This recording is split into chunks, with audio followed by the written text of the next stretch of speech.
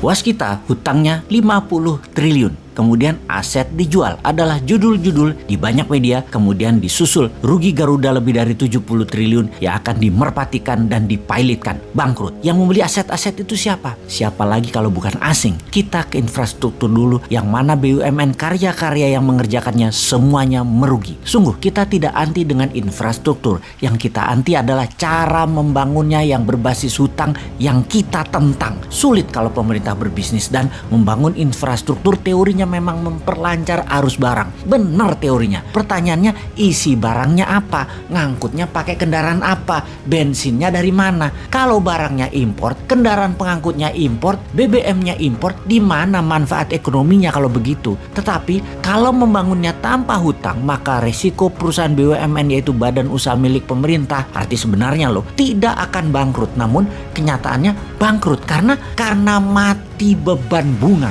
Ada dua hal yang menimbulkan masalah ekonomi yang saat ini terjadi. Karena yang membangun adalah BUMN, maka modal disetor 20% harus free cash. Ternyata BUMN nggak punya uang, jadi BUMN-nya ngutang untuk setoran modalnya. Lalu yang 80% sisanya cari pinjaman bank. Katakan bank BUMN juga. Maka proyek itu di markup agar 20% setoran yang pinjam tadi bisa dibayar, alias proyek itu sesungguhnya 100% adalah pakai pinjaman bunga bank. Karena memakai uang BUMN, maka sejak 5 tahun yang lalu bank-bank tidak memberikan kredit ke swasta, tetapi mementingkan proyek mercusuar infrastruktur gagah-gagahan agar terlihat mentereng, walau yang memakainya untuk konsumtif yang menghabiskan bahan bakar minyak yang impor. Bank-bank dipaksa membiayai proyek pemerintah tersebut sehingga sektor swasta terutama menengah bawah uangnya seret. Duit dikit beredar, hanya 44% dari PDB nasional. Niat memperkecil uang beredar itu kita paham, yaitu untuk merendahkan inflasi, di mana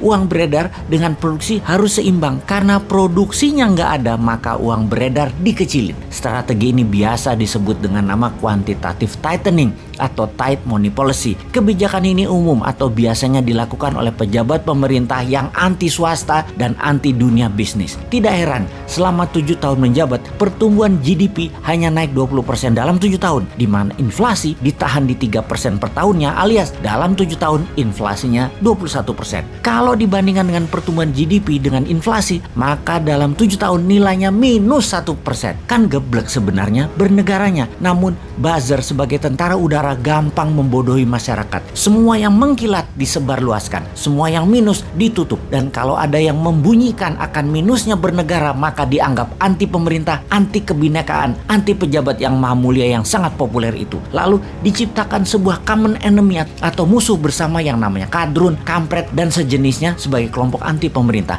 Newmind bahkan dimasukkan ke kelompok tersebut. Padahal terang-terangan Newmind tidak pro oposisi, tidak pro incumbent, tapi pro kebenaran. Dan setiap kebenaran diungkap, kalau dianggap salah selalu dikasih solusinya. Sementara yang namanya oposisi saat ini semuanya kerjanya bengok-bengok kejelekan, namun tidak mengajarkan mana yang benar. Maka Newmind juga hajar oposisi yang naif begitu. Kita simpulkan sekarang, mengapa ekonomi Indonesia dalam 7 tahun minus 1% sejatinya? Karena sang pejabat ingin mendapatkan prestasi dengan inflasi rendah, dengan menekan uang beredar. Sementara uang di bank dikuras bukan untuk UKM dan rakyat, tetapi membiayai proyek mercusuar infrastruktur pakai hutang. Karena proyek-proyek itu hutang, berbunga, dan tidak produktif, terbukti rugi semuanya. Maka ini membuktikan secara perhitungan ekonomi, caranya membangun infrastruktur pakai hutang adalah kegeblekan hakiki. Yang efek selanjutnya, ekonomi menjadi melambat, produksi UKM menurun, dan hanya menjadi trader barang-barang Tiongkok untuk hidup. Maka yang terjadi selanjutnya adalah aset dijual ke asing atau ke swasta yang dekat dengan pejabat penguasa yang mainan uang, restructuring dana asing. Saat ini sebenarnya kalau masyarakat sadar di atas sana lagi bancaan nasional, bagi-bagi cuan. Yang heran, kok kalian sudah nggak kaya, nambah miskin, masih aja membela, mau cari yang lain gitu loh.